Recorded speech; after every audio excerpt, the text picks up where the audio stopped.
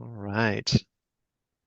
We've got a lot to cover, so I think that we can jump right in today. Welcome, everybody, to our first session of our Pretest virtual training series here on December 3rd, 2025. So this is the first session of our Pretest virtual training series, which is sponsored by the California Department of Education, or CDE.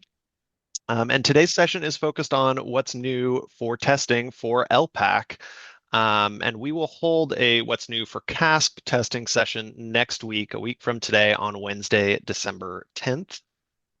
To access materials for today's session, I'm going to put in a link into the chat. You can also go straight to our upcoming and on-demand trainings webpage on the CAASPP and ELPAC website. Or you can use this bit.ly link, which is bit.ly/2526 pretest LPAC. So you can also just type that in, or you can use the Padlet link that is in the chat. And you can find links to our slide deck, as well as a resource guide that has links to a lot of the resources that we'll be talking about today. And then you can also use that Padlet to put in your questions today. And you can go to the Padlet page, you select the plus icon on there in the appropriate column, and add questions. There'll be folks from ETS and CDE in the background answering questions on the Padlet, and then we'll try to bring as many relevant questions and answers out loud to the training here as well. And I do, though, recommend that you try to wait and add questions until the dedicated processing time sections so that you can do your best to give our presentation your full attention. I know there's a lot going on all the time for you busy folks, but do your best to stay present and then go to the Padlet when necessary, and also look through some of the questions on there so we avoid duplicate questions as much as possible. But yeah, that will be our resource for today. So a few notes about this training. The PowerPoint file that you can download and the separate resource guide with links are provided on that Padlet and on our training page. There are slide notes included throughout the PowerPoint file for that extra information. Questions can be entered into the Padlet during the session, and the Padlet will remain available after the session as well. So if you need to go back to refer to that afterwards, that will stay up indefinitely. And then also, this session will be recorded and posted on our upcoming and on-demand trainings page. And those recordings are usually posted within a week or two, but at the most 2 weeks from today. So our agenda for today is to cover first testing updates for this administration year, the 2025-26 testing updates. And then we'll talk about preparing to test, ELPAC information and reminders. We'll cover the ELPAC interim assessments as well, and then we'll get to resources and Q&A. And I'll note especially if you're new to our pre-test training, these sessions intend to cover mostly new information this year, especially up at the start in that first section. But we'll also then go over some reminders and best practices related to preparing for testing. Especially if you're a new coordinator, or if you just want more comprehensive information about testing, I highly recommend that you look for our new coordinator trainings hosted by SCOE, the Sacramento County Office of Education. Those are ongoing webinars throughout the year. There's several that have taken place already, but there are recordings of those past sessions on our training page on our website, as well as more live sessions coming up in the next few months. So learning goals for our session today. By the end of the training today, we hope that participants will understand preparation and training needed for ELPAC administration, updates to test administration systems and resources, and options for finding additional information and support. And keep in mind, this training is designed primarily for LEA LPAC coordinators. Um, so at that district level, for those of you who don't hold this role, there may be some information that you might need to contact your LEA coordinator about. And then, of course, uh, the CAASPP session will be next week, where we'll go over some of the same information, but then a lot of CAASPP specific information as well. And with that, we are going to jump into our first section that is 2025-26 testing updates. And for that, I'm going to hand it over to our first wonderful presenter, Eric Wenrick. So Eric, before you start, would you like to introduce yourself? Thanks, Tyler. Appreciate that. Hi, everybody. My name's Eric Wenrick. I am with Central Unified School District here on the west side of Fresno. We are a district of about 16,000 students, about 24 schools, depending on how we count schools. And I have been doing this at one of those LEA coordinator roles now. This is my 14th season rolling through it. And so hopefully I'll have a few thoughts and some ideas to share for those of you who are new. Welcome to this role. It's quite a challenge and a lot to learn. So as Tyler said, take advantage of the new things whenever you can get those newcomer trainings. And then of course, for those of us that have been doing it for a number of seasons, here are some updates. So we're going to get started with the 25-26 test administration. The first thing we really need to know is the windows. And so our windows are going to come for ELPAC. Remember, the initial and the initial alternate ELPAC windows are statewide. So they started already on July 7th, way already in the past. They're going to end on June 30th, 2026. And there's that one glorious week in between where it doesn't actually happen. Otherwise, it's going on probably somewhere in the state almost all year long. Remember, we have 30 calendar days, not business days, calendar days to complete the assessment once a student enrolls. A student who's identified as an English learner or an EL student, and they need to complete the summative LPAC the following spring. So sometimes they'll do one of them and then do the other one pretty quickly. Summative LPAC and the summative alternate LPAC window opens on February 2nd, 2026, coming up. They continue through May 31st, 2026. All summative LPAC or summative alternate LPAC tests must be completed during the window by all students identified as English learners. Since May 31st is a Sunday this year, the weekend days are meant to serve more as extra days to enter speaking scores into the data entry interface or DEI rather than really as a day for testing. Keep in mind that on the weekend, there's not going to be any support. None of those wonderful support agents from ETS will be around to do it. So nobody from Caltech will be around. We're going to talk more later about the importance of entering those speaking scores into the DEI right away. I try to encourage folks in my district to get them in the same day as they test just to get it done and so we don't have anything lingering.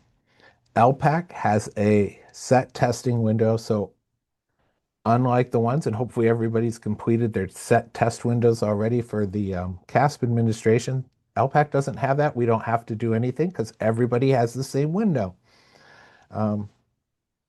So for that, nothing to do in TOMS, right? However, you do need to ensure students are correctly assigned to the alternate LPAC if they need to be taking those alternate assessments. And I'm right there with you because I still got a few of my students that need that designation and that is test assignment. All right, some shipping updates. The shipping vendor used by ETS has changed this year. Most of you are probably already aware of that. Few changes, though, regarding shipping materials, including answer books, Braille, and large print special versions. Main change is really that you notice that there's a new portal for shipping K2 answer booklets. This is changing in the portal from the previous FedEx portal to a measurement incorporated portal. All of our instructions reflect these changes. In addition, all shipped materials sent to LEAs will be bundled in packs of 5 instead of 10, and materials will be returned to North Carolina instead of New Jersey. The test delivery system has also been updated. A few changes to the login screens and the sequencing of this. The big change is that the session ID number has been moved from screen 1 to screen 3. And we're going to show you exactly what that looks like in the next few slides. Screen 1 now has the student's first name and SSID to allow us to verify the student. Screen 2 has got that information on the student so that we can confirm the student before we ever have to worry about dealing with the test session. And screen 3 is now going to ask for that session ID. The audio and video check is also now presented as a sequence. A sound and video playback check for embedded audio or video players will appear for all students as usual. Additional audio and video checks will be available uh, and added to the sequence as needed for things like text to speech, check for remote sessions, camera check for remote sessions, recording device check for remote sections for the ELPAC speaking domain and the embedded speech to text. This is a look at the sound and video playback check for audio and visual video players, and note that the top of the page has check marks to show that this is just part of the check sequence. So it'll stay on that screen, but go across the check marks. Accessibility resources, the updated California accessibility matrix is now available. The link is in your resource guide. The document outlines all available resources or test settings available to students by the assessment. There are also updated accessibility graphics. I just downloaded mine the other day, and the student needs matching tool, which are linked to your resource guide. There are additional resources such as the CAASPP and ELPAC accessibility guide, assessment web pages, accessibility resources, on-demand training series that may be of interest if you need more information. Couple of changes that are notable for 25-26 administration.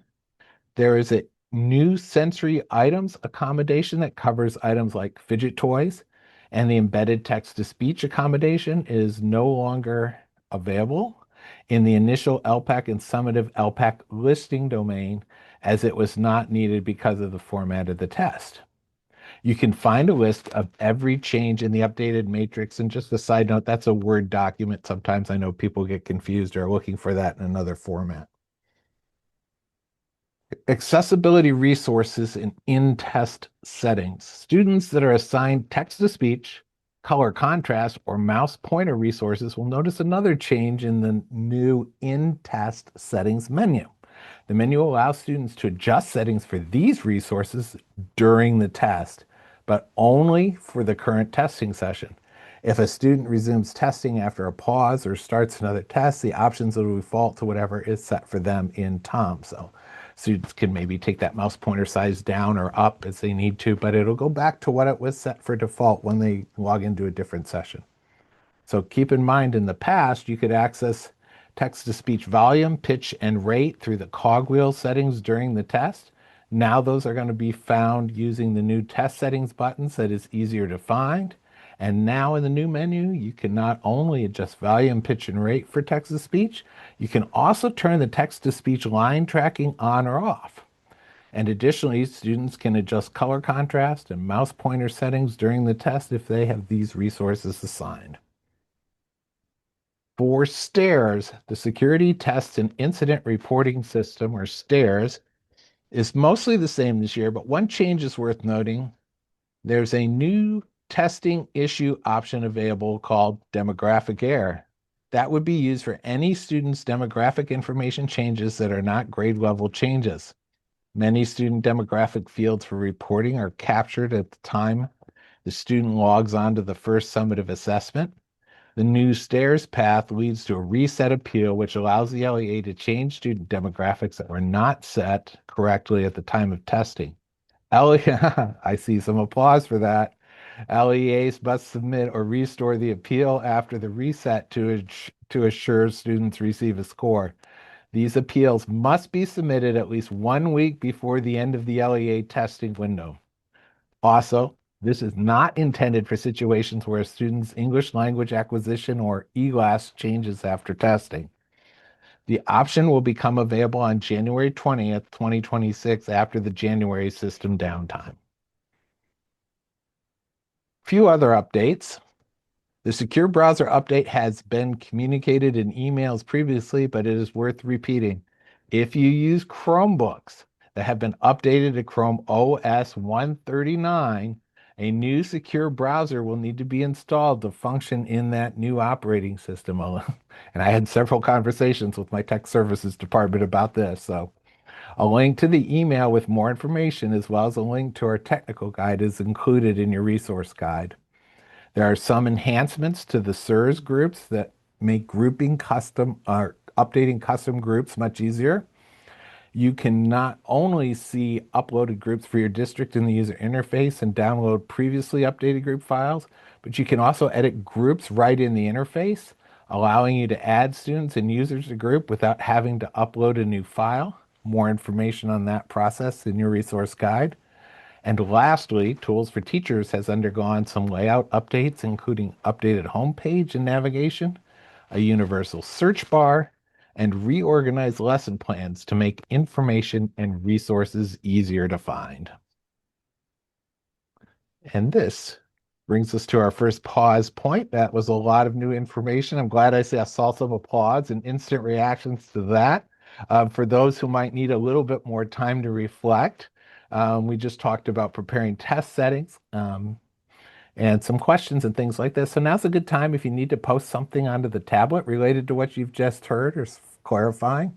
We'll be looking at those questions. We'll take the next couple minutes to review your notes. That's also a good thing to do, or jot down some ideas for things that maybe you're looking for in the next section of the presentation. So we'll just take a couple minutes and check that stuff out.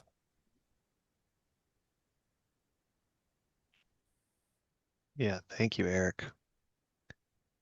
I've told my presenters that I'm going to try to be more okay with silence. I actually give you all a little bit of processing time to go to the Padlet. I did put that link in the chat again. There's not too many questions yet, so do take a few moments to look at the Padlet page and enter any questions that you might have there.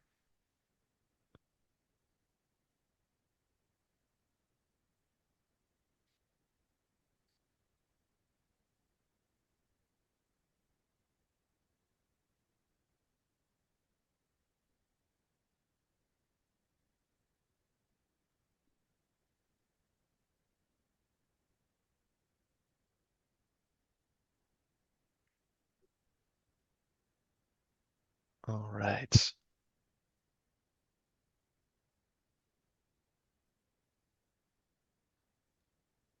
I did want to just call out one question. Yeah. Verbally here, Tyler, as we move on to the next section. Somebody asked about accommodations assigned to CAASPP. Will they automatically show up on the ELPAC and vice versa?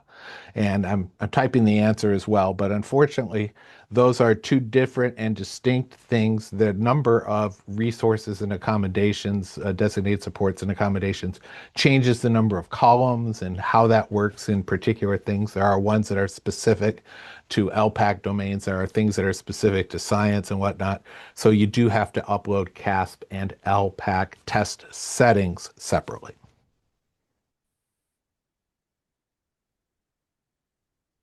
Yep. Thank you, Eric. We'll talk a little bit about second scoring later, but there was the question of does a second score for the summative alternate LPAC need to be a sort of uh, certificated employee? I can say words. Employee, or can it be um, someone else? And the answer is that they do need to be an employee. They do need to be trained as a test examiner and also should be familiar with the student and their preferred modes of communication um, for any second scorer.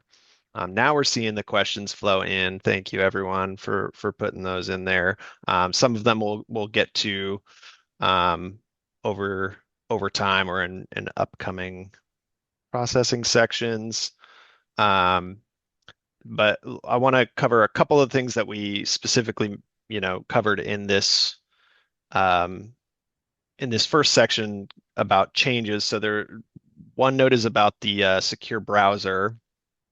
Um, Someone asked, can you provide a few specifics about the secure browser and Chrome updates? What exactly do I need my tech team ask? What do I need to ask my tech team to do?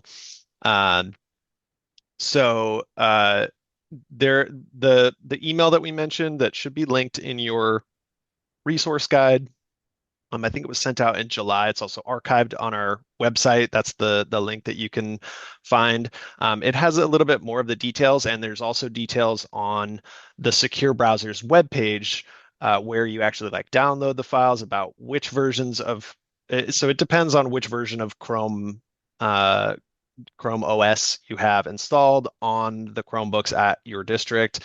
Um, so it really depends on that. But if there's a new update, then basically you have to install that new version of the secure browser. And any Chromebooks running an older operating system will use on the web page now on that secure browser's web page. It's called the legacy version of that secure browser. Um, oh, and someone put that link in response to that question on the Padlet as well. So yeah, take a look at that. A lot of people are seeing that error show up when actually in the secure browser trying to launch a test. You'll get an error code if there's something wrong there. So make sure that you have looked into that and tried it out and tested it. A lot of folks, if either you're finding out on while testing the initial ELPAC or maybe interim assessments using the secure browser. Um, of course, we always recommend, practicing and finding that out before you really hit a high volume of testing. So um, it's a good thing to find out now while it's relatively quiet. Okay, I think we can move on to our next section and we'll work on some questions um, for that next processing time section. And so for this upcoming section, LPAC information and reminders, I'm going to hand it over to a new presenter joining us, who we're thrilled to have helping us out, Alana Lesbron. And go ahead and introduce yourself, Alana. Thank you so much for joining us. Thank you, Tyler. I'm really excited to be here. Thank you. And welcome, everyone. And my name is Alana Lesbron. I am an administrator with the student testing branch with Los Angeles Unified School District. So we're one of those large districts, almost 800 schools, tens of thousands of English learners. So we're pretty big, and I'm excited to share what we do as well today. So we're going to go ahead and get started with some details and reminders specific to the summative LPAC and the summative alternate LPAC. We're going to start with reviewing training requirements for the LEA LPAC coordinators. This process isn't new, but again, it's important that we review it. We're going to go over the specifics of each program on the next few slides, but overall, LEA coordinators must first complete their LEA certification courses by the deadlines indicated on the slides. This is to ensure that all of our LEA trainers have enough time to train all of their test examiners before the window opens on February 2nd, 2026. If you do not complete certification by the deadline, then you may be subject to a Tier 2 security audit. So make sure you complete all of your trainings by the deadlines. After completing LEA training requirements, coordinators or a designee must ensure that test examiners are trained on how to administer the LPAC as needed. Test examiners are able to train independently on the Moodle training site or Moodle, or you can hold a local training and use Moodle resources. Lastly, LEA LPAC coordinators or designee are responsible for monitoring test examiners' completion of the summative LPAC calibration or the certification for the summative alternate LPAC in Moodle. Remember that the test examiner courses for the summative LPAC are set up by grade level and grade span, and test examiners will only need to calibrate for the grade levels or the grade spans that they are actually administering the test to and scoring. For LEA coordinators, they must annually complete a certification course in Moodle. So let's think back. For the initial ELPAC, all coordinators had to certify for this year because of the field test items that were included. The deadline for that certification was back on August 8th, 2025. Test examiners, however, must annually complete initial ELPAC calibration certification for the grade levels or the grade spans that they are administering and scoring for the speaking and writing domain or both. The deadline for calibration is prior to the test examiner administering tests. So we want to make sure all of the TEs are trained with Moodle prior to administering any initial ELPAC assessments. For the summative ELPAC, all LEA coordinators must complete certification annually, and that deadline is coming up. It is this Monday, December 8th, so make sure we get that done. Test examiners must annually complete summative ELPAC calibration for the grade levels or grade spans that they are administering and scoring. Now, again, the deadline for calibration for your test examiners is going to be prior to them administering any summative ELPAC assessment. Now, in regards to alternate ELPAC, LEA coordinators also need to certify in Moodle for the alternate ELPAC by completing both the initial alternate ELPAC and the summative alternate ELPAC certification courses. For both programs, the coordinator or a designated staff member from the LEA that has eligible students must complete the certification annually.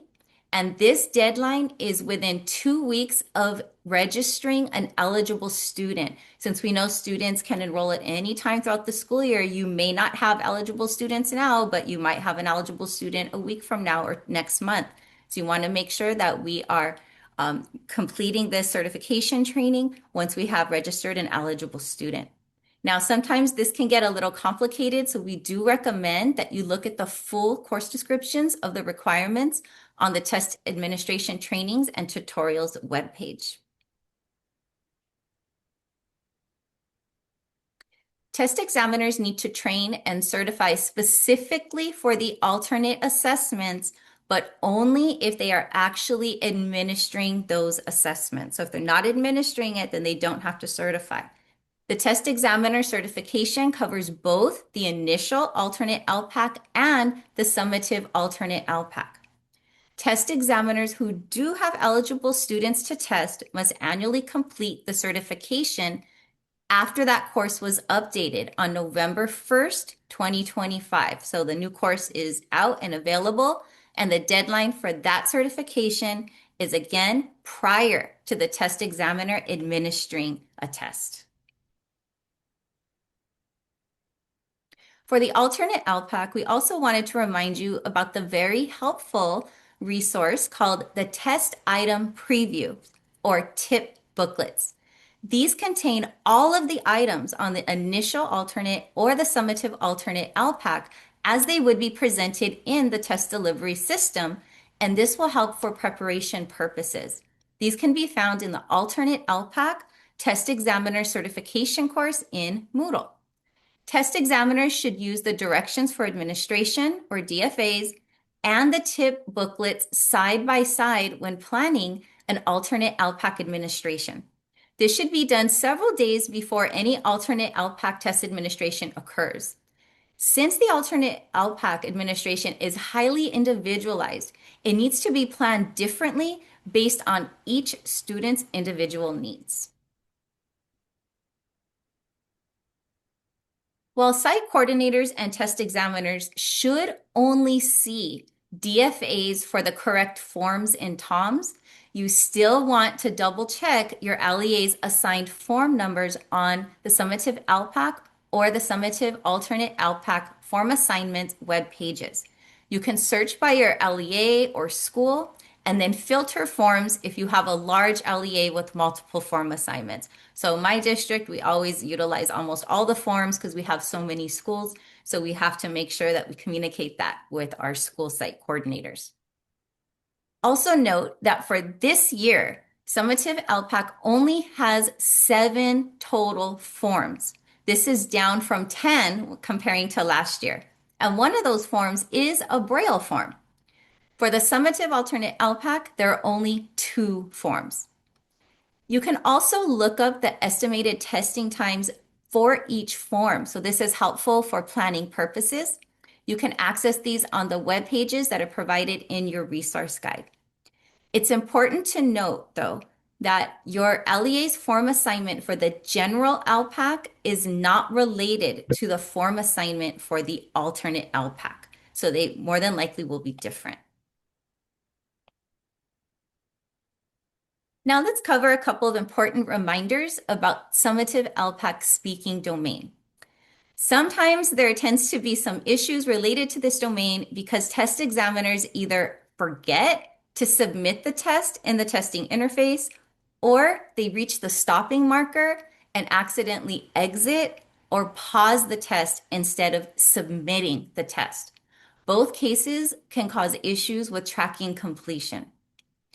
Another issue is also, please don't forget to actually enter the scores for the speaking domain in the DEI either during testing or immediately after.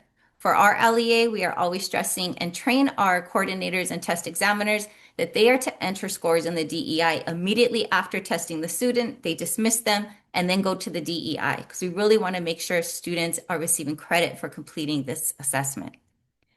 Waiting to enter scores can lead to mistakes, and these can affect the students' test results.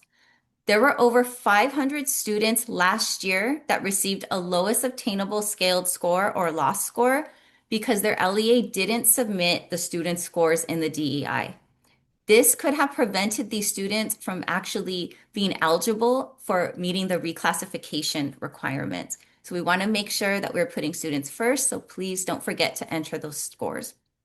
Also note that ETS and the CDE are going to begin to receive notifications about missing DEI entries around the middle of April.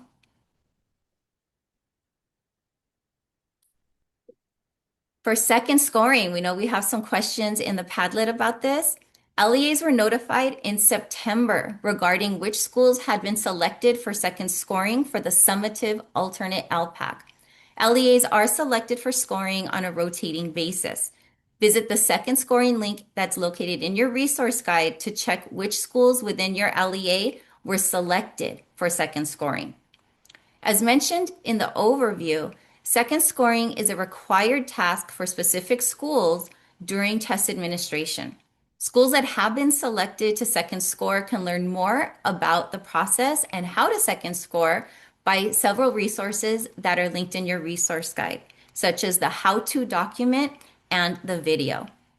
Of course, the alternate ELPAC online test administration manual or OTAM and online administration and scoring training modules also will include information regarding second scoring.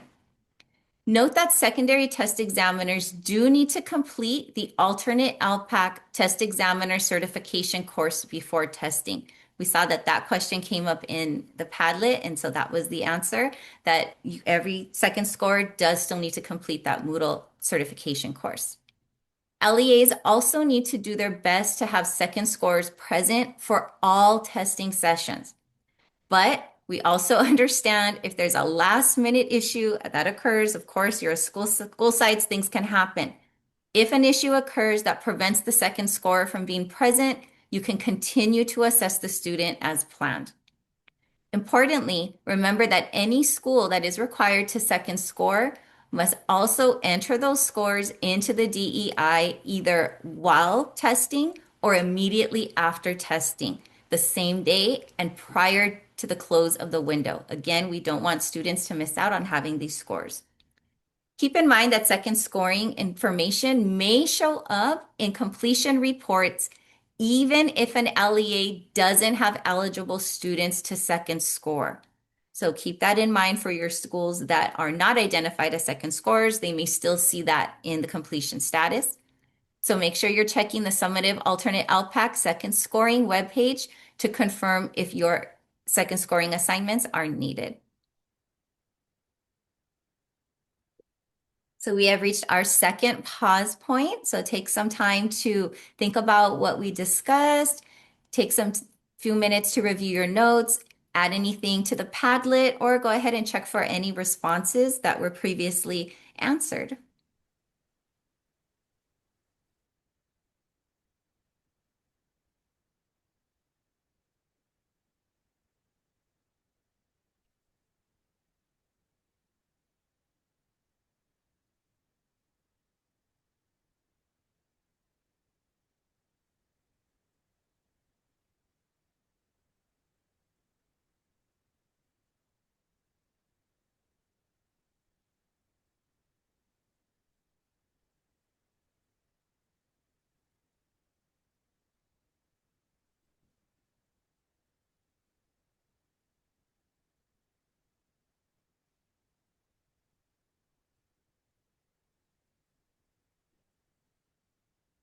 Right.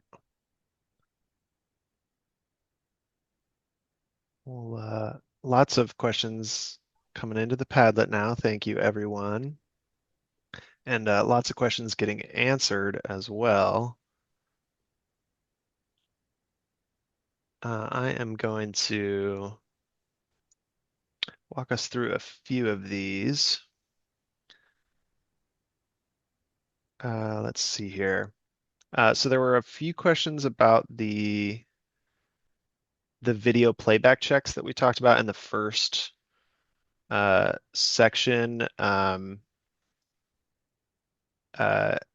One person asked if the video playback check will be removed from grades or domains that do not need it. So that first initial video playback check with the famous chime, that will always be there, that default check, just to make sure that video is playing and sound is playing, kind of regardless of the test. But it's the additional checks, so like the microphone check or the camera check, that will only be there it's required by the if it's required by the test or a test setting that the student has. So if there's multiple checks, then they'll be in that sequence instead of laid out on the page like it used to be. But that video check will always be there. And someone asked about whether you can skip those checks, and you cannot skip the video playback check, I believe. Though I do think the text to speech ones maybe you can skip. But yeah, by default, you can't skip that initial check. Let's see, and there were, just to try to catch up on some questions about that first section, we mentioned the demographic error stairs, the new stairs entry or category for the demographic errors. And someone asked, what are examples of demographic errors that are not grade level? And Eric, you answered that there's a whole bunch of demographic entries that lock when a student takes their first summative assessment, and there's a whole bunch of them like ethnicity, socioeconomically disadvantaged status, foster status, all of that stuff. There's actually an email that will go out with a full list reminding folks about that, because a lot of folks don't recognize that some of the data will lock when a student is testing. Often, for students taking the summative LPAC in that February time range, maybe that stuff locks then. So it's a good reminder to make sure your demographic data is clean so that you get clean information and reports at the end of the school year. Um, let's see. And Tyler, just Yeah, as a reminder, added to that note, a very important detail is for those of you who have students that have taken or have started the CAA for science.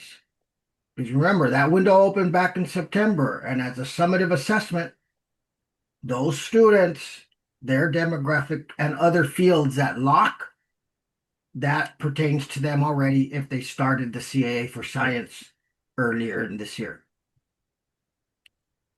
Thank you, Tyler. yeah. Thank you, Moses. All right. And then just a couple questions from that section that Alana just walked us through. There are a couple questions about the Moodle trainings. I like to mention this several times because it can be confusing that there are different courses in Moodle that are called slightly different things that have different requirements. So the LEA certification courses are the ones that the LEA coordinators uh, um, need to do by a certain deadline, and that's the one that the deadline is fast approaching. I think that's December 8th for the summative LPAC LEA certification.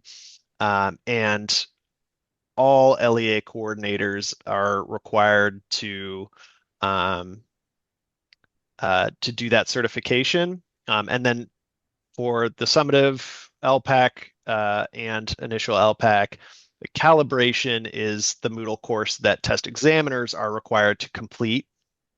And that the only deadline for test examiners to complete that training is just before they test any students. And there were, let's see, a couple other questions related to that. Let's see here.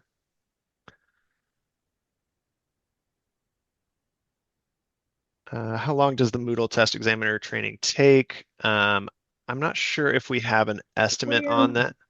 and that depends, Tyler, on Yeah, what training they are taking for what students they are testing.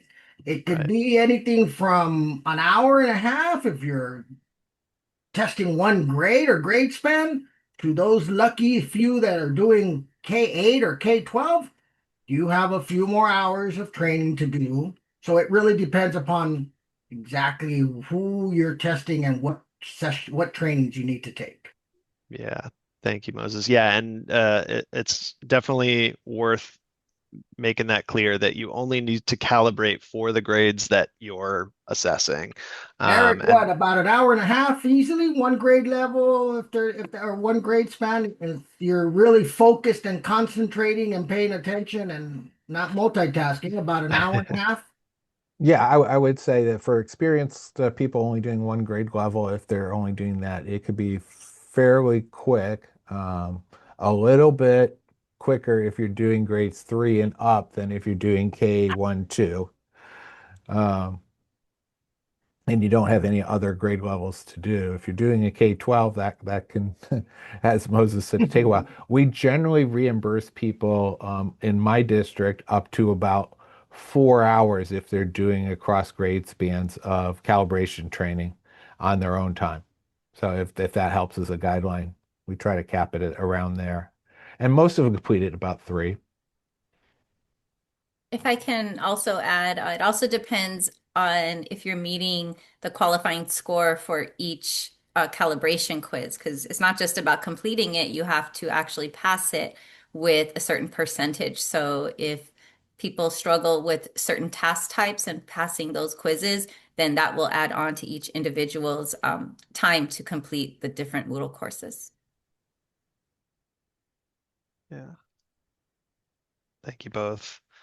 And then, yeah, the last note on that, I see a couple questions about tracking whether test examiners have completed these trainings.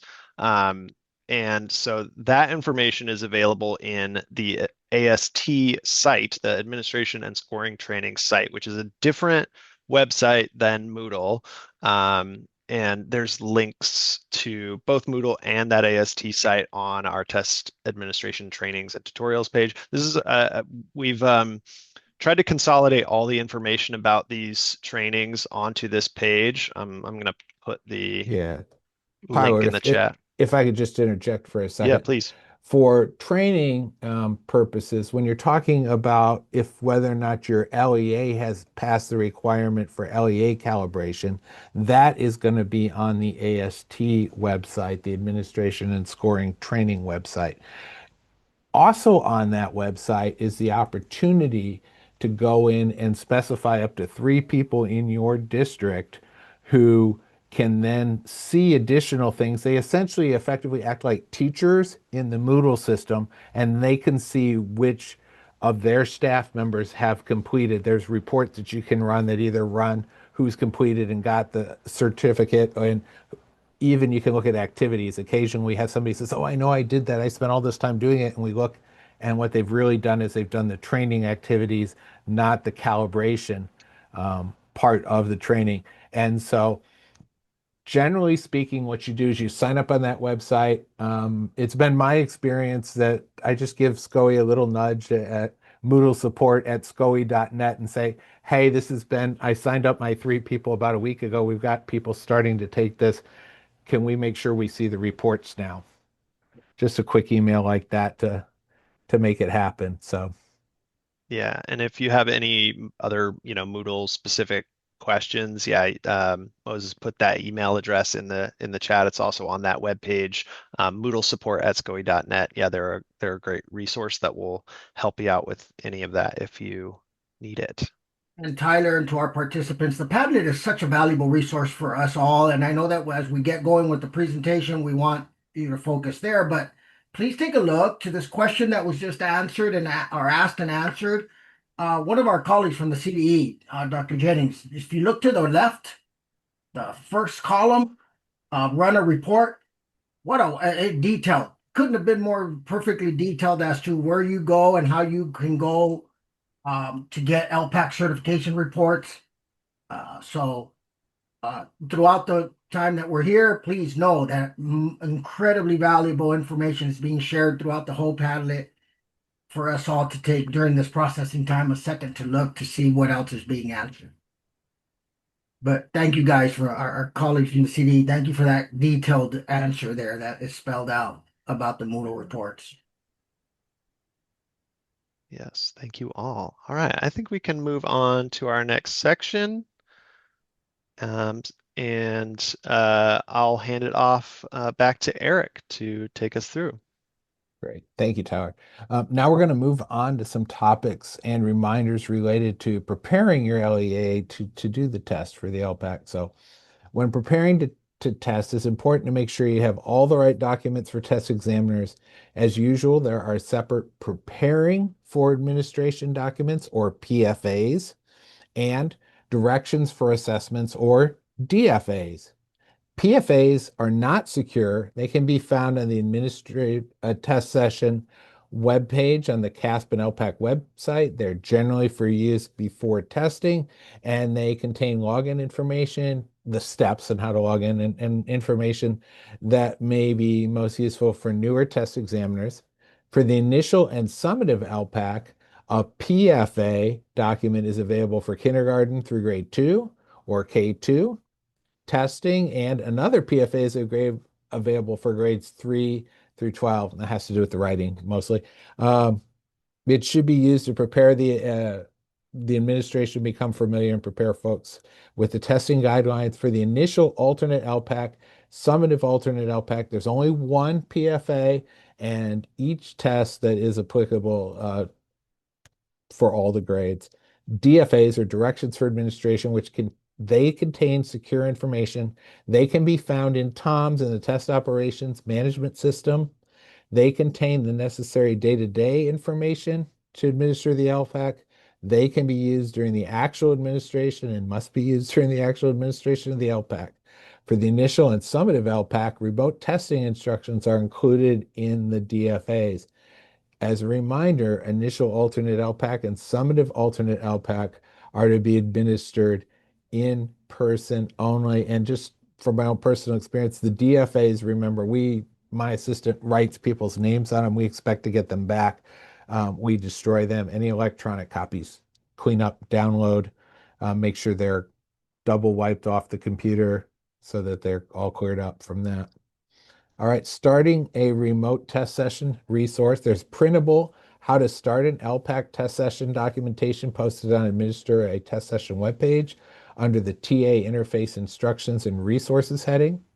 Detailed information about starting test sessions that are unique to the ELPAC. There are also separate instructions for starting a remote test session if you're doing that. There's a simpler one-page document or quick reference guide on how to start a test session if that is more useful to some folks. All of the documents can be used during testing. The How to Start an Alternate ELPAC Test Session document is available for the alternate ELPAC as well.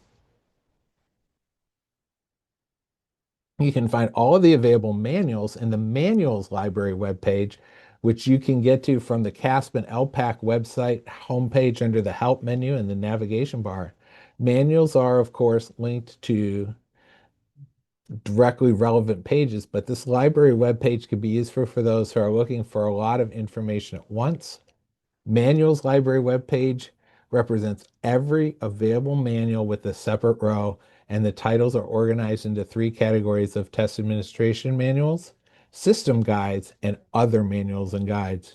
Each manual row displays whether it was updated for the 25-26 administration or when that update is expected. There are also icons for whether the manual is applicable to CAASPP, to ELPAC, or to both. Accessibility resources. Well, we've already covered updates to accessibility resources.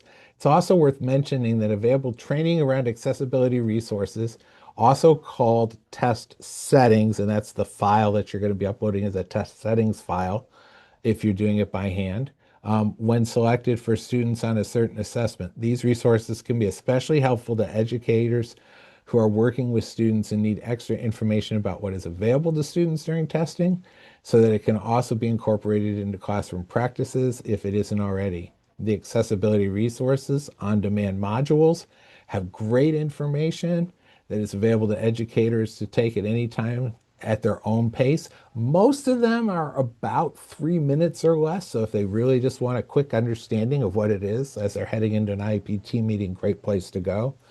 Training educators on accessibility resources, very important, as resources on assessments need to align with the student's IEP or their 504 plans.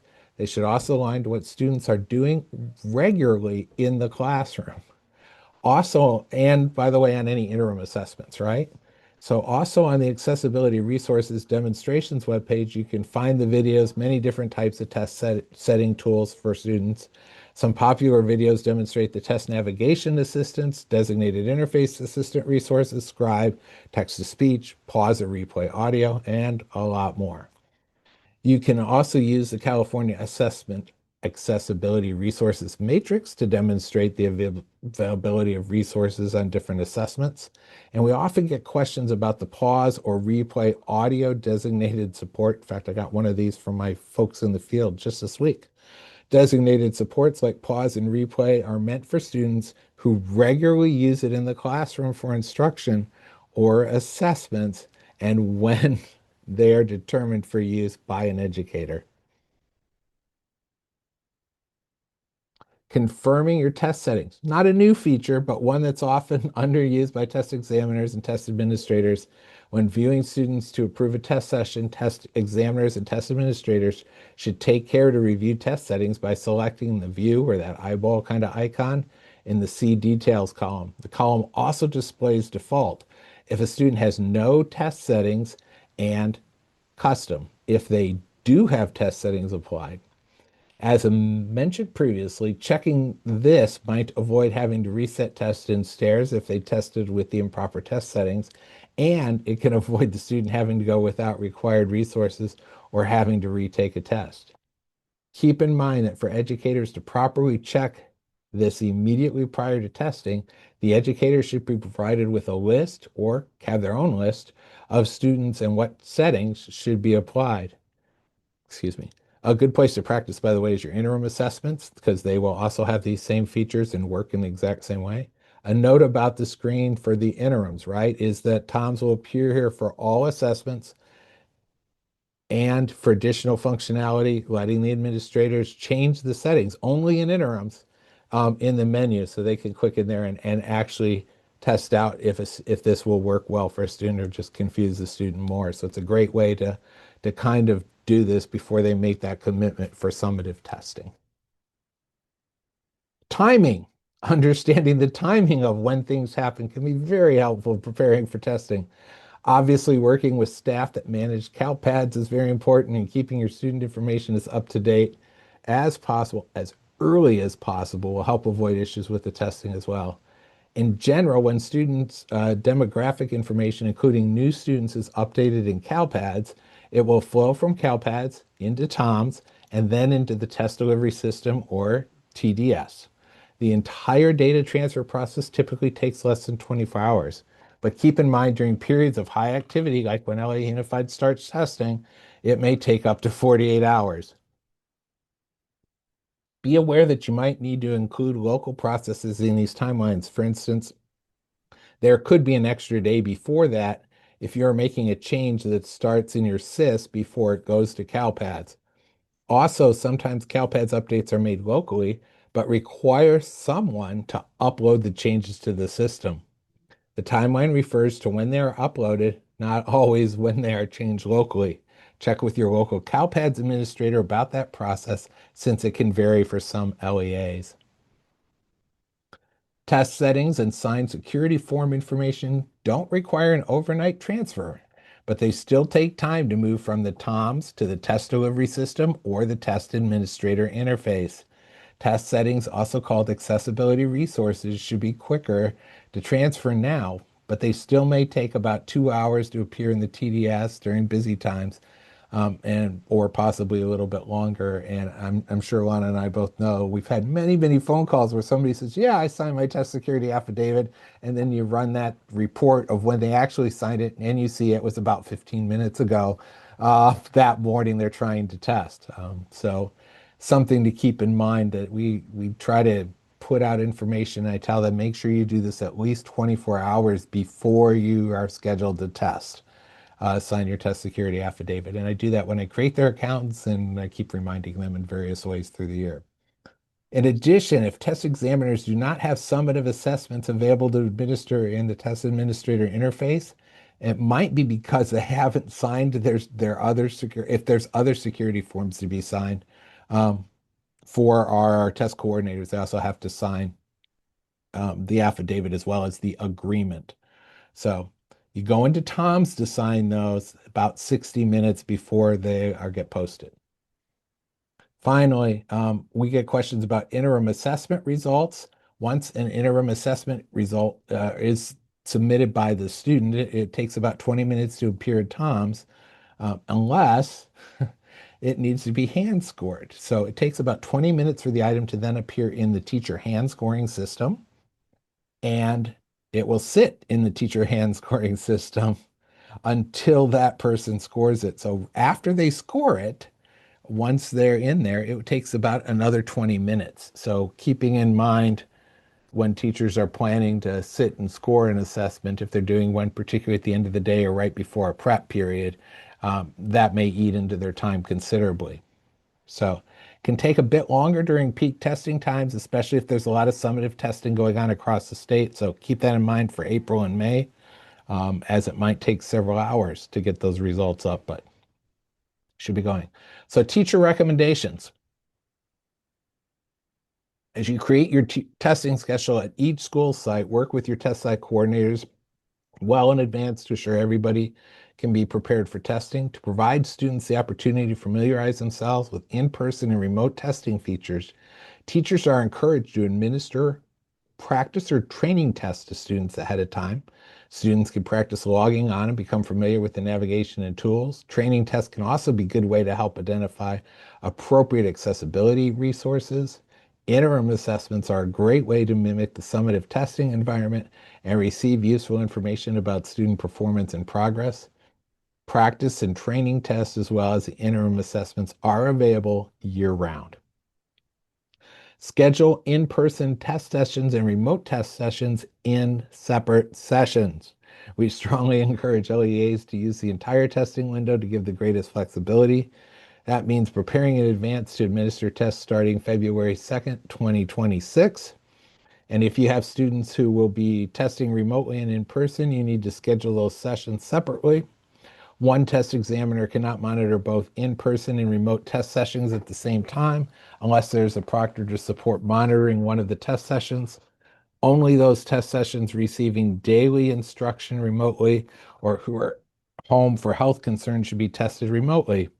Alternative assessments cannot be administered remotely in any circumstances. If you need more information about remote testing, go to the link in your note-taking guide. I'm going to pause for just a second so I can hook power up to my laptop. Alana, did you have anything you wanted to share about how you guys prepare for testing?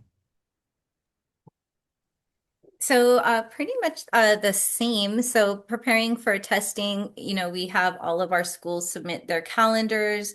This way we can coordinate, also support from other divisions, such as our IT divisions, our multicultural education department division. And this way we can know when to expect, that tsunami of testing to occur, and know for our own division and our support staff to provide troubleshooting, because as we all know, once that window opens, it's like everybody now has issues and all those things that you were talking about, Eric. All the questions about I can't create the session because they didn't sign their affidavits, those come in hundredfold. So it's really any recommendations for LEA coordinators is just really try to get ahead of all of this, really stress to your school sites to be prepared. And if they click all the boxes and get everything ready, then testing should be smooth. Yeah. So one of the things I want to add for this, particularly for LPAC, is think about where your students are in their English language development. We have a process of students, I call it quick flips.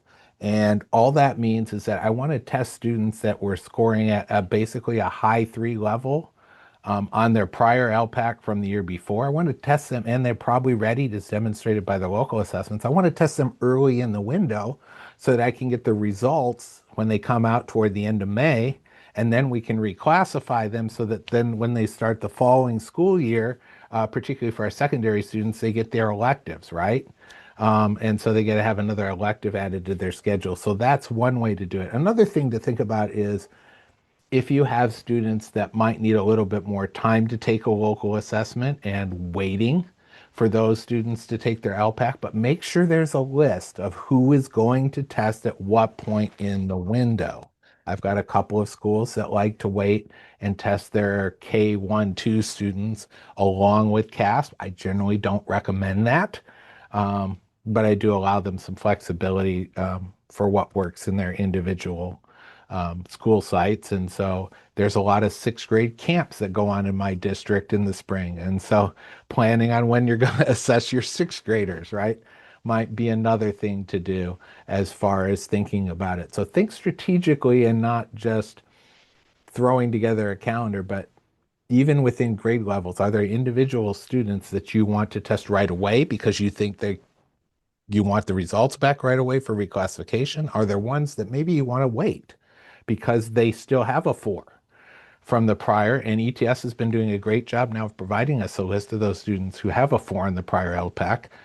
So maybe we want to wait and do another local assessment because they haven't met the local assessment criteria yet. So think about not just classrooms and individual teachers, but what are the individual students' needs and where are they, particularly for LPAC? I think it's a little easier with CAASPP and CAST, but think about that as far as can you strategically do them quick or can you strategically delay testing for some students as you're developing calendars or encouraging your sites to develop calendars. So I'm going to move on to talking about managing students for testing, right? Make sure you're only testing students who need to be tested. Every year, there are a few students who are eligible to be reclassified as fluent English learners or English proficient students before summative LPAC testing, and they still take the summative LPAC unnecessarily. Students can be reclassified at any time during the year, so please monitor when your students have met criterion 1, passing that alternative summative LPAC with a 4 or the summative alternative LPAC with a level 3. Using the new report I already mentioned is a great way to do that. LEAs are highly recommended to use the observation protocol for teachers of English learners or OPTEL to meet criteria number 2, the teacher evaluation, and criteria number 3, parent consultation and opinion requirements, and check for when students have met criteria number 4, which is the test of basic skills based on your local processes. For more information about reclassification, the link to the CDE's reclassification webpage is in your guide. And I think I've talked mostly about how I manage that. I'll give Alana just another opportunity if you wanted to say anything about how you guys do it. Yeah, so we have different platforms that we utilize at LA Unified where schools have the different levels of students. We have, students that have met everything but the LPAC, students that have met level 4, who's close to reclassifying. So teachers and school site coordinators are aware of who those eligible students are. And we do recommend to hold off on the summative LPAC testing because, as we know, students could possibly meet the different criteria at different points in the school year. So with that, we really want them to be strategic. And then there is kind of a section of our window that if the student has not reclassified by this point in time, which is going to be for us probably the second week of May, then this is the time that they need to be assessed. Because again, we do not want them to miss the opportunity of taking the summative LPAC because without that level 4, there goes reclassification for next year. So it's really a fine dance, I think, of school sites being aware of who the students are, what they need. And of course, that I'm loving that new report because it makes it so easy now. And school sites now have that where they're not necessarily waiting from someone from the district office or keeping their own set of data that they can actually just go and download and then have a talk with the students. That's one thing that we've always stressed too is when students understand the why they reclassify and what's the importance in getting that little drive and of course school sites having their little incentives and really making connections with kids and to guide them. It's really positive. When I was at a school site as a school site coordinator, like having check-ins with kids helped, and they just need to know what they need to do. So I'm really loving this report though, because it's taking a lot of extra time for school site coordinators and LEA coordinators to try to identify these kids. And here's our targeted group. So for us, it's really just being strategic. Great, thank you. I'll just add a couple of things as you were talking that kind of triggered in me too. You mentioned the second week in May as being real critical for you guys. I make it kind of a little bit easier for my staff. I say, look, Cinco de Mayo is it, guys. If you haven't reclassified a student by Cinco de Mayo, I don't care if it's a weekday or a weekend, that's it, you're done. You've got to test that student. So I just use that as my cutoff day, and we also use that for our initial LPACs if we've got 30 days sometimes. So that's a big day for us is what side of Cinco de Mayo is that kid's thing on. The other piece that occurred to me is really super critical is we have had a couple of sites that have had a couple of issues where they did, at least they thought they did, reclassify a student, but it did not get uploaded to CalPADS because they did not tell the CalPADS coordinator, they didn't tell us. So make sure that everybody in the system knows who's getting reclassified, including and especially your CalPADS coordinator. Because if it doesn't get uploaded to CalPADS, it doesn't get into TOMS, and that student is still sitting on a list to be tested. So that's another way to prevent some of that mix-up with that. All right, we've talked some already about security agreements and affidavits. Another important piece, though, is to clarify how your team is that security forms need to be in TOMS prior to the test day and for the test to be available in the TA interface. Otherwise, you won't have access to the test that you're supposed to administer.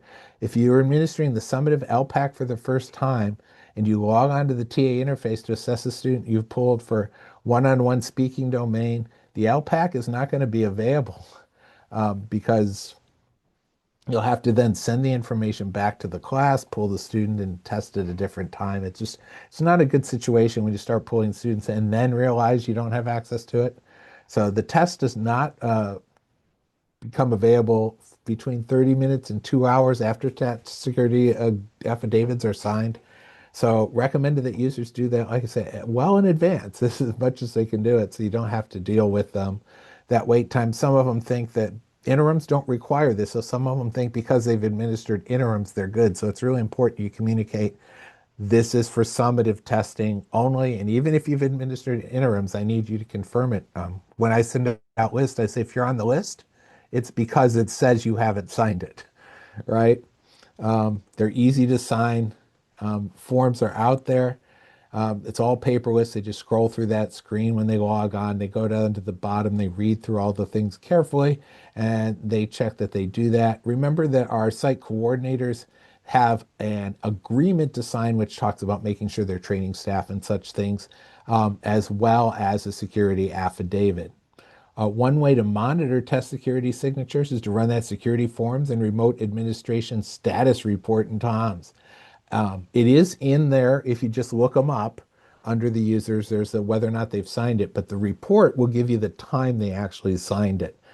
So that's part of it. The process to complete and submit the test security affidavit for non-TOMS users, say our custodians or somebody who might be around the material, for users or transporting it like our district mail folks.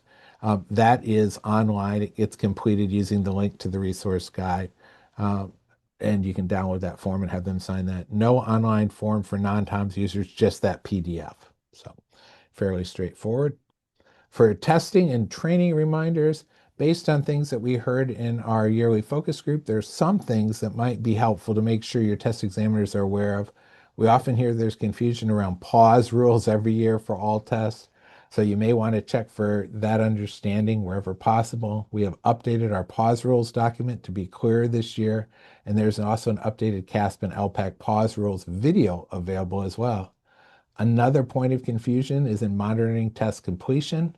While there are completion status reports in TOMS, the completion status system, sometimes called TIDE, has the most up-to-date information about testing status to be used during the testing season. In addition, site coordinators and even test examiners or test administrators can access the completion status system to see information about students that they have access to, so it may be helpful to encourage the use of completion status system. Video and other resources are available in your resource guide. And I just love putting in the individual student SSID numbers on that screen because for students that transfer from other districts during testing season, it's a great way to see if they've done any domains already in another district. Where you get some answers. All our roles can use online resources to find more information, updates resources for testing. This includes checklists, manuals, videos, the Get Answers tool, and it's being updated right now. The Anita chat box, accessible on the CAASPP and ELPAC website homepage as a floating widget. I think mine's usually in the lower right corner. On demand and recording trainings. LEA coordinators can also use the call center, the California Technical Assistance Center, or CalTech, and our success agents who are customer service representative assigned to specific regions in California. If you have a quick question or need immediate assistance, CalTech may be the better option. But if you want to communicate about an ongoing or complex issue, emailing your success agent is probably the better option. Mine are great. You can look up your assigned success agent on the Contact Us page. For issues with testing systems that arise during an active test session, those are what I call the magic words. Folks that are test examiners can actually call Caltech directly and mention that they're in an active testing session and need help, and that will get them the help they need right away without being an LEA coordinator. So with that, and a shout out to Iris and Anna, my regional success agents and coordinators who are a great help to me. I'll give us some processing time.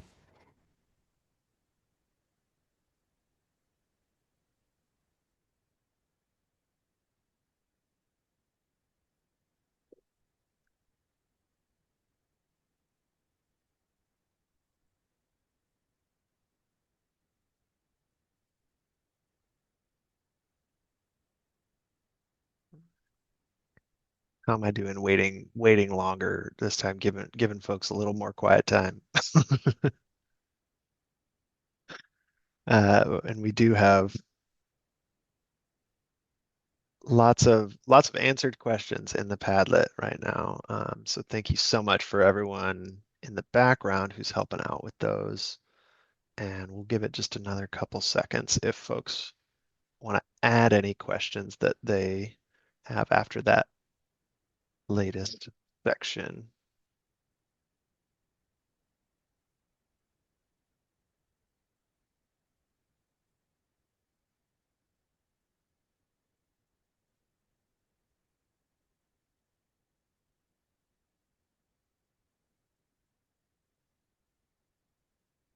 All right. And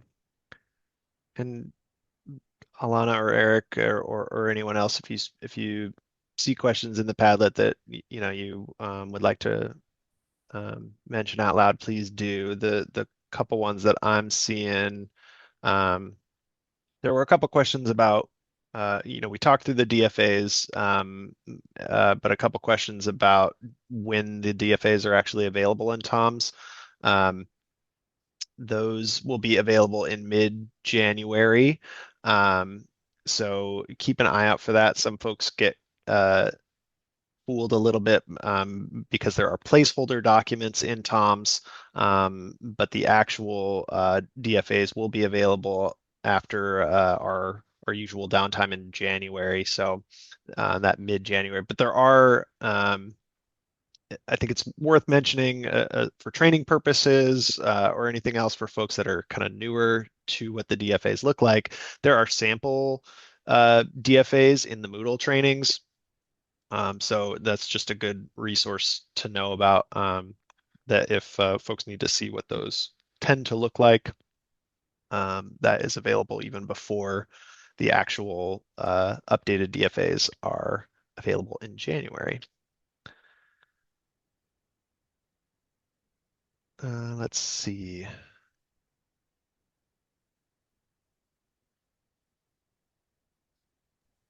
Tyler, if Yeah. the user who has a question about LA Unified's specific testing windows, if they just want to put their email, I can see if I can disclose that.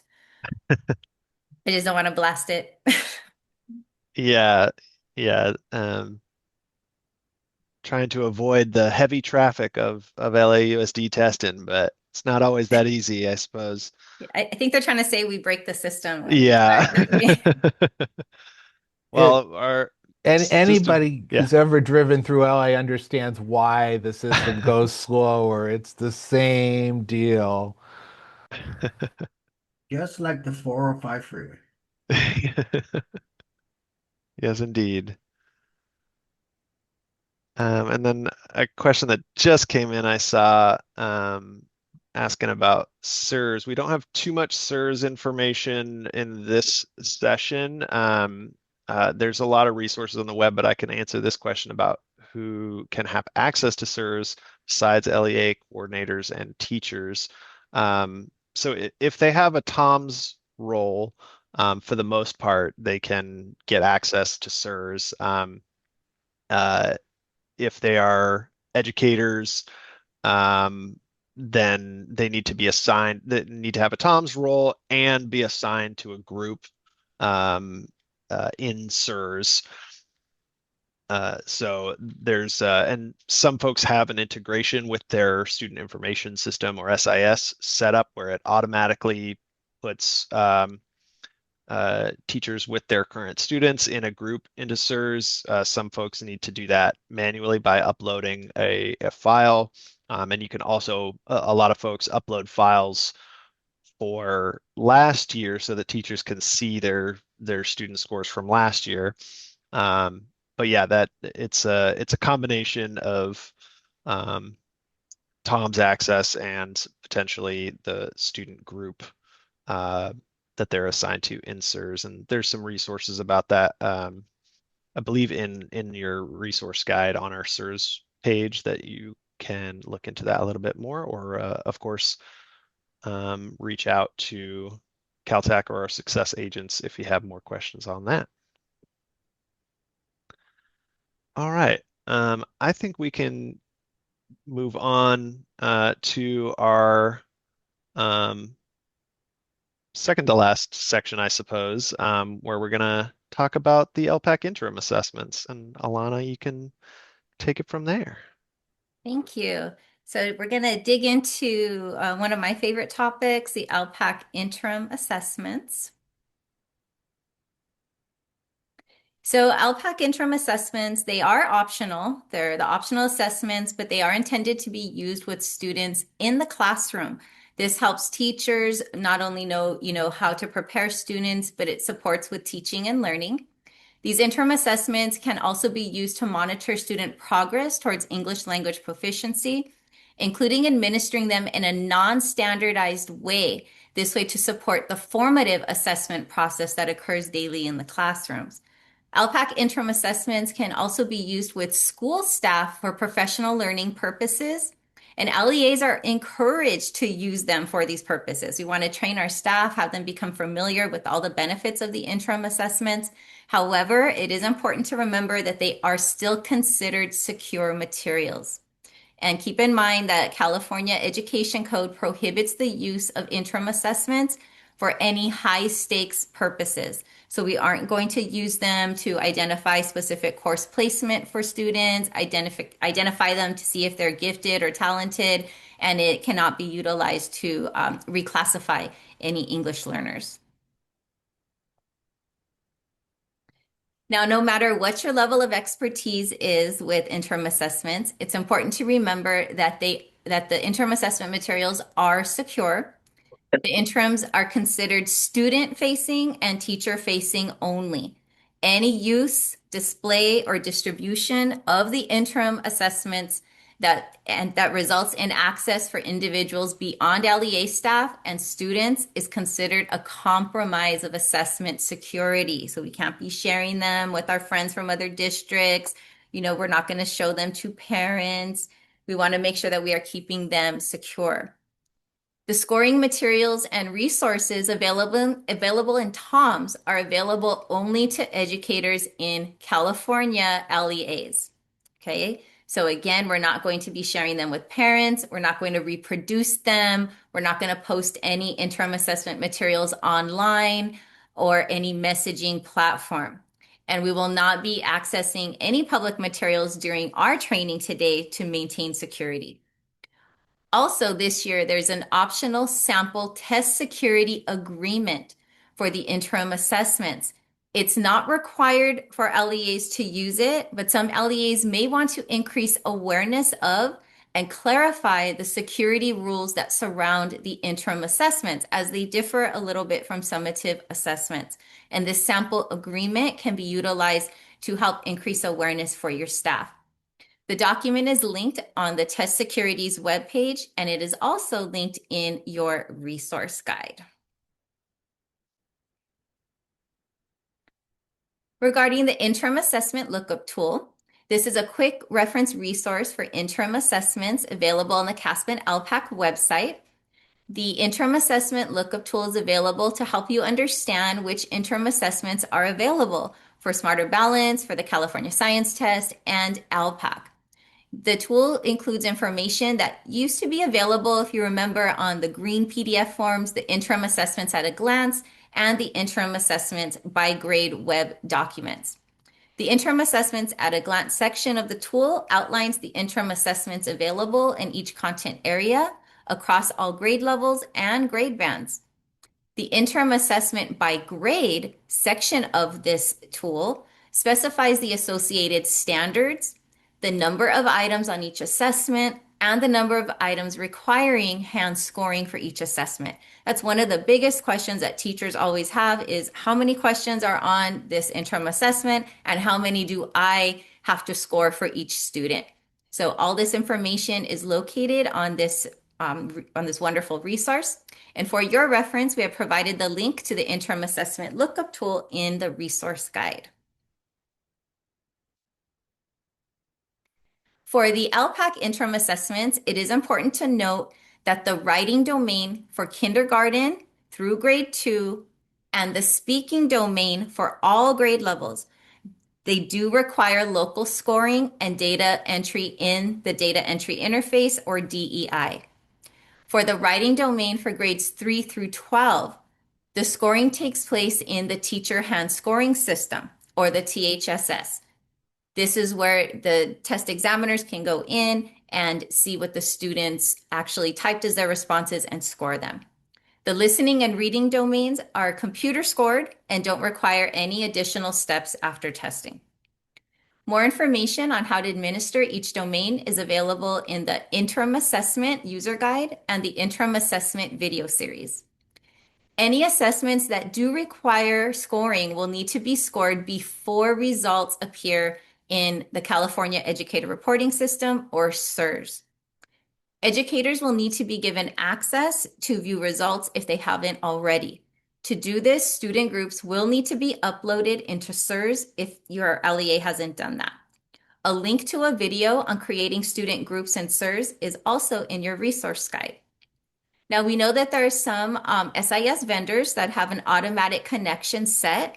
You can learn more about that on our SIS-CERS vendor integration webpage, which is also linked in your resource guide. We do want to highlight a few features that are new for the Teacher Hand Scoring System, or the THSS, for this school year. These features help reduce the number of mouse clicks needed in order to make the scoring process faster and more efficient. There are new filtering and search options that allow you to more easily search for tests. And now there are alert icons that display when pending tests have been in the THSS for an extended period of time. The icon will appear after 3 days for initial ELPAC tests and after 7 days for interim assessments. So this is going to help you manage your school sites and for school site coordinators to manage and ensure that these interim assessments are being scored.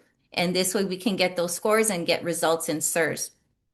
There's also improvements to the navigation as well, allowing you to easily switch between items and navigate among students. There's also improvements to the page layout with the rubrics, resources, and item details now appearing in a full window. So if you are the one scoring, you can go in and you can see what the student wrote, you can see the question, you can see the rubric. Everything is now there, and it's so much easier to now just click to the next one and score it and submit them. And again, those visual cues alerting users when tests have been pending for a long time will help you manage the completion of these hand scoring in the THSS. And lastly, when scores are assigned or updated on the scoring page, they're going to automatically save. So this is like wonderful new enhancements to the THSS. Now, all LEA coordinators, site coordinators, and test examiners and test administrators can administer ELPAC interim assessments. The IA administrator only role can be assigned for access to all interim assessments, but not summative assessments. DFAs, test content, and answer keys, along with the training guides and exemplars, can support educators to administer the ELPAC interim assessments. Now, there are no required courses or calibration trainings in Moodle for the interim assessments, but it is highly recommended that educators who are not certified on the initial ELPAC or the summative ELPAC familiarize themselves with the administration materials. They should review the appropriate training materials or videos on the interim assessments, or view the initial ELPAC or summative ELPAC training materials in Moodle to support a standardized administration of these ELPAC interim assessments. Also, please keep in mind that users who have the IA administrator only role do not get prompted to sign security agreements in TOMS, but they still should be made aware of the security guidance for the interim assessments. These additional resources are available for more information about the ELPAC interim assessments. These include the interim assessment video series, and if you haven't utilized them, they are wonderful. They highlight everything you need to know, from what are the interim assessments to how to score, how to use the viewing system. They're really helpful. The interim assessment user guide, you want to make sure you're reviewing that, and the CAASPP and ELPAC interim assessments webpage, and of course the Moodle training site, the ELPAC interim assessment training resources. All of these are available for you and your LEA. So we have once again come to the pause break. So please take a moment to review the Padlet. You can add any questions, jot down any notes, and we're going to practice some quiet time to allow you to reflect.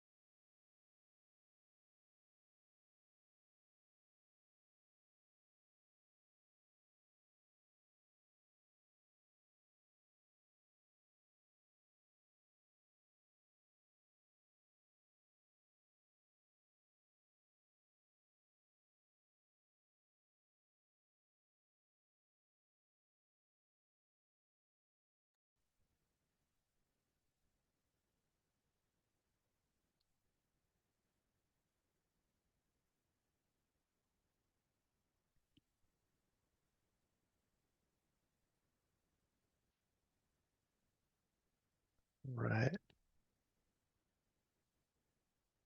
I see a few questions here that um,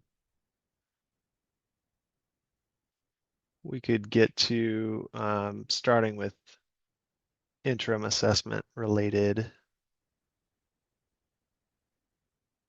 topics. So one question about the teacher hand scoring system, asking about do items, um, responses in the THSS expire?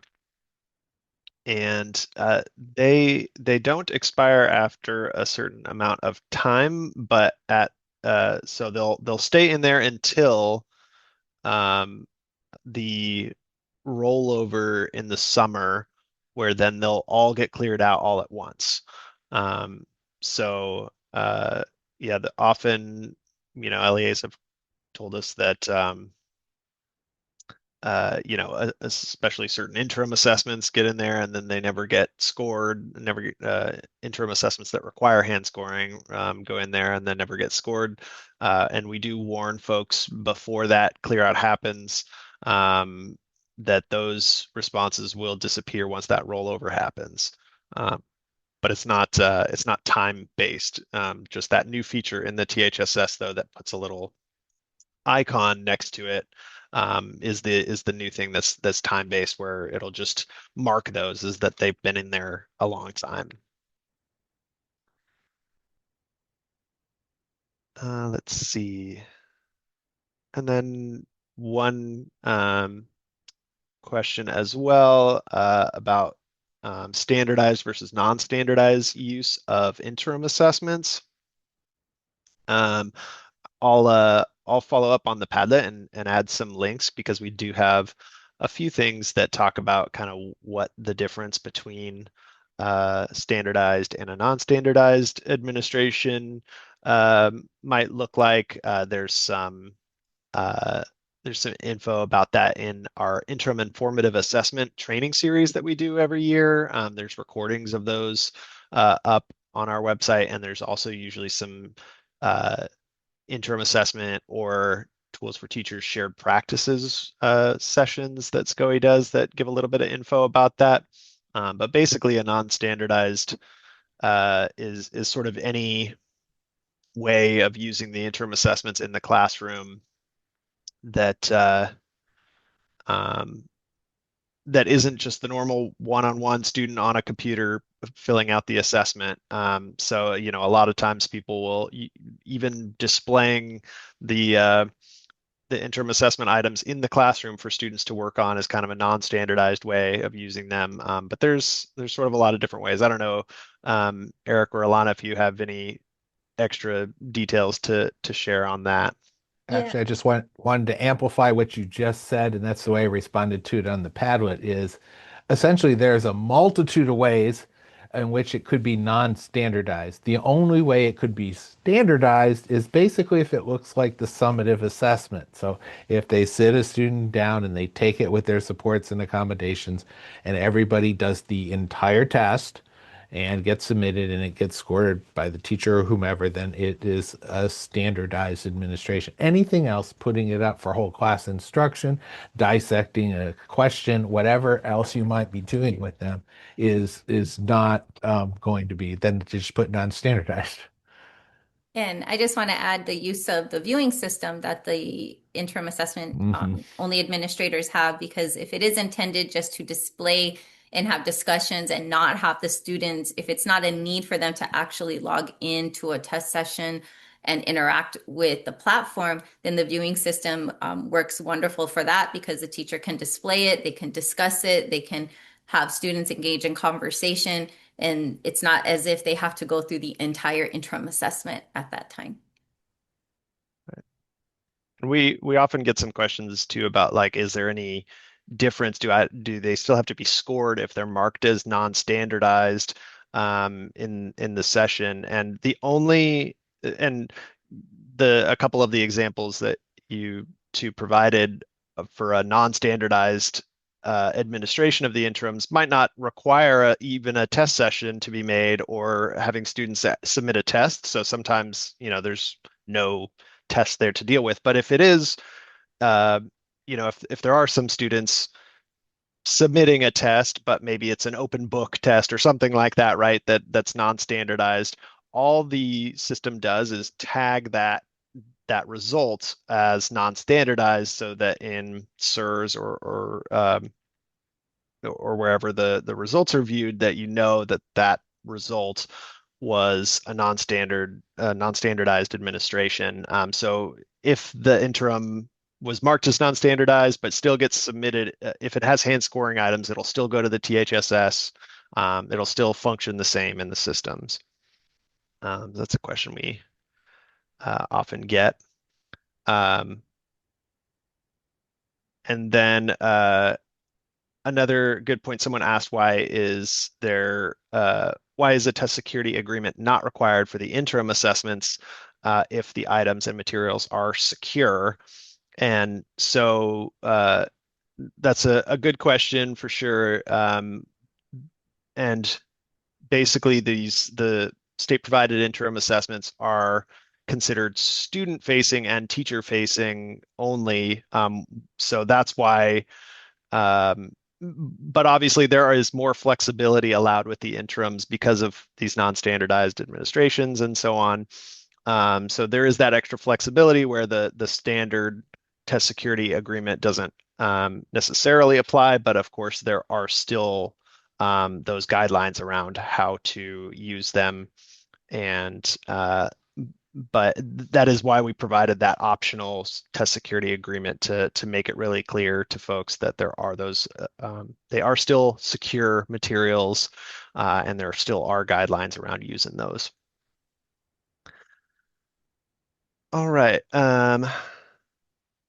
I think we can go on to our last section and wrap up with any questions that we haven't gotten to yet. And so I'm going to close this out here, just recapping all of the resources that are available, because there are so many. We know that there's a lot of information out there.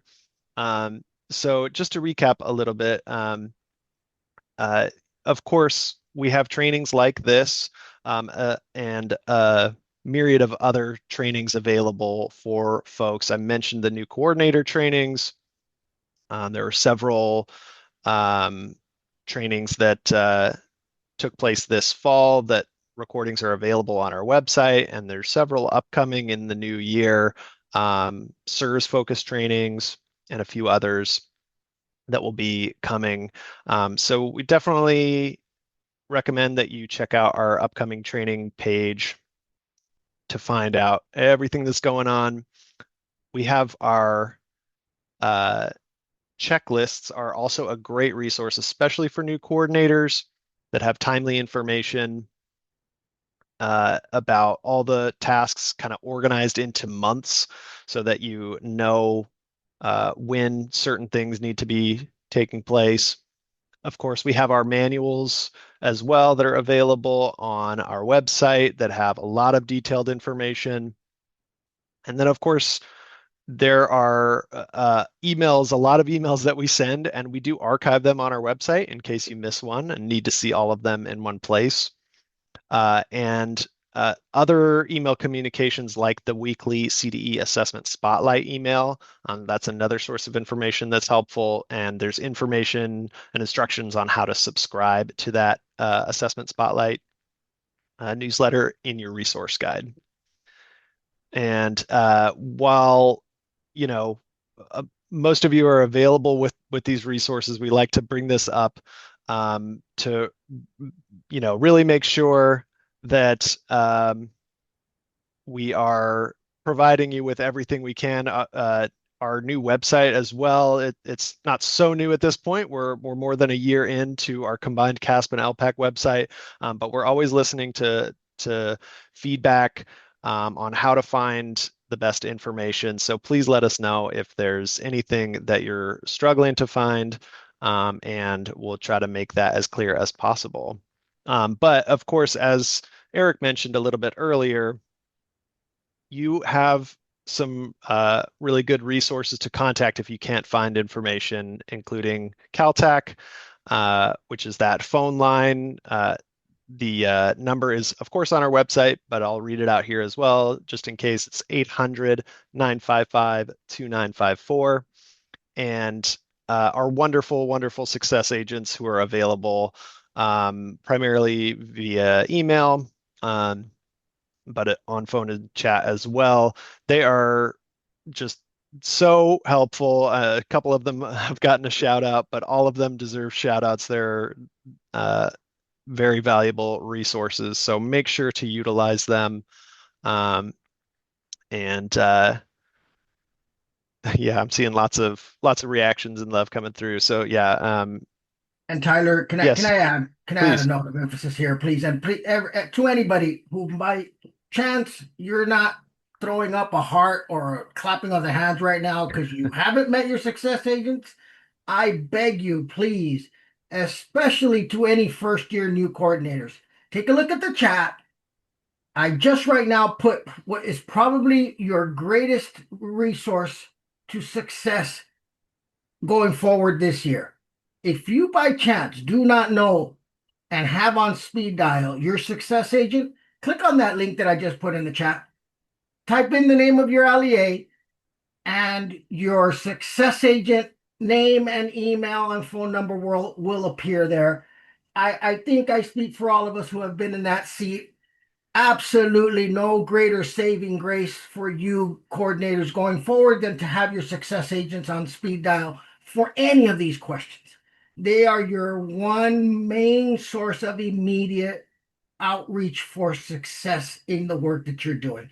So please take a minute, make sure you connect with your success agent, because as everybody is showing, they will be your lifesaver going forward.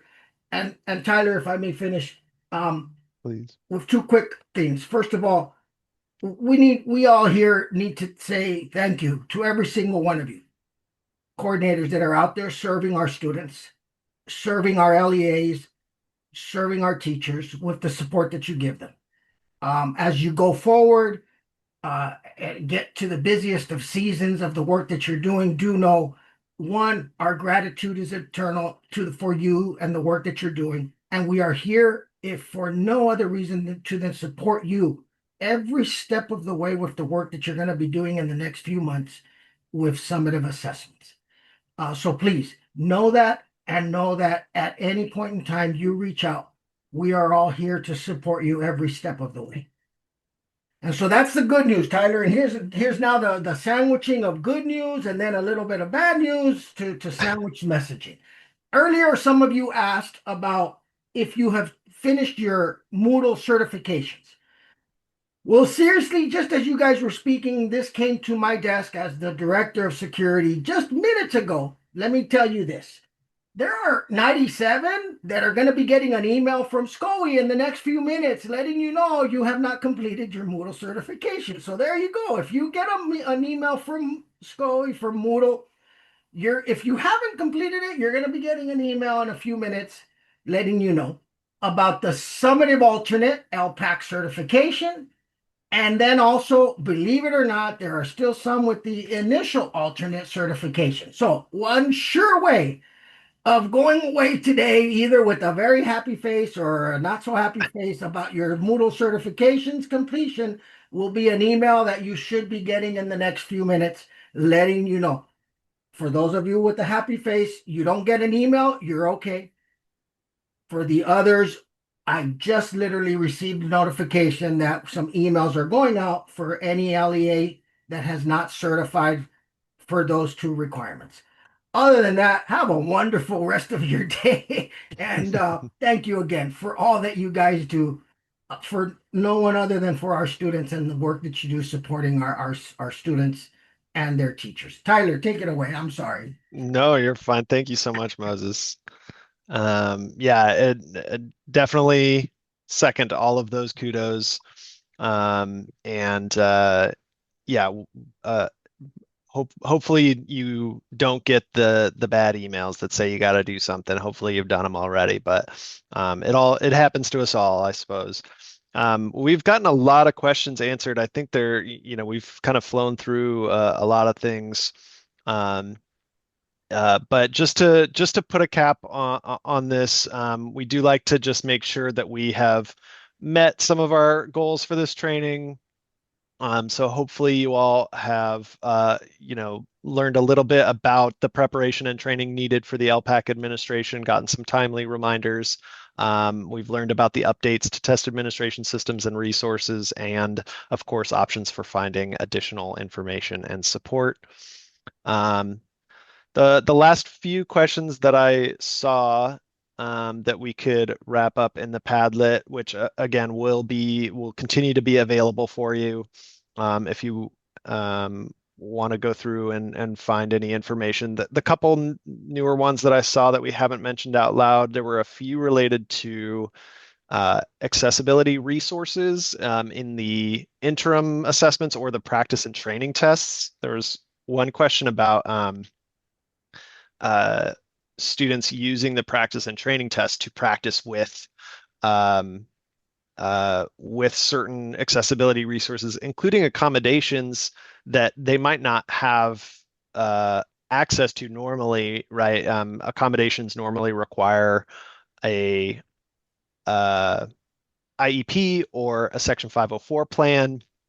But for the practice and training tests or interim assessments, those can actually be assigned for a single testing session to any student. And even in the guest, even if students log in as a guest for the practice and training tests, which are publicly available, you can still use accommodations and either the student or someone helping them can assign like text to speech, for example. The only one that is not available as a guest user that I know of for the practice and training test is speech to text. For that to show up, the student either has to be logged in to the practice and training tests or in um, a local test session has to be created for the practice and training test, but it still should be available that way. And we sometimes get the question too, just for interim assessments about whether all the same resources are available on those tests as the summatives, and they are. All the same accessibility resources are available on the interim assessments as well. Yeah. Yeah, go for it. Tyler, if I could just call out one, there was one about the teacher hand scoring system and the search options, which are fairly intuitive, obviously, the stuff at the top, but I did answer that in addition to one. And so just to explain things to folks a little bit, that system, once you get into the system and you figure out where they are or what school you're at, it's fairly easy to sort. So the question becomes when you've got more than 100 schools, it sounds like one of our bigger districts, the Fresno Unified, San Diego Unified, San Francisco, something like that. Um, they can run the initial LPAC THSS summary report, and in column D, it will identify the schools that still have outstanding issues with the hand scoring. And so then you aren't going, okay, I've got where in this of 100 are these 5 kids that have been identified as not are still needing hand scoring. So I always start there, even though I only have 24 campuses. I always start there, and then I know exactly what I'm clicking on and looking for, and make sure you separate out IA for interim assessment versus the full word initial when you're looking through those. So that's my tips for hunting that down. Yeah, thanks, Eric. Yeah, and just in general, I know in the actual interface of the THSS, you can filter by assessment now with these latest updates, which I know a lot of folks are looking forward to, that you can just look for LPAC, initial LPAC, results in the THSS and not see all the interim assessments that might be there as well. Well, I think that's most of the questions that I've seen. If anybody has something, feel free to jump in right now. But I think that we'll let folks go. We'll close this session out and again echo Moses's words of everybody's hard work of appreciation. we really value all the work that you all do to make testing happen every year. We know how much work it is. And of course, if you have any questions, that didn't get answered today or that come up later, please reach out to your success agent, and we will do our best to get you those answers.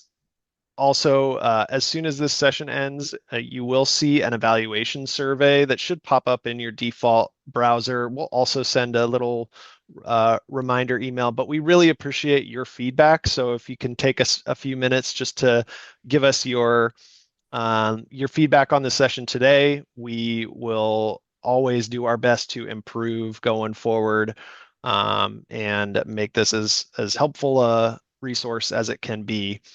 We'll also see you next week for our CAASPP session if you are on the CAASPP side of things as well. And Moses, did you have something else that you Yes. wanted to add in there? Yes, I think we need to close with one last thing, and that's to Eric, Alana, Tyler, and our partners from the CDE. Thank you guys so much for the amazing work that you guys did today.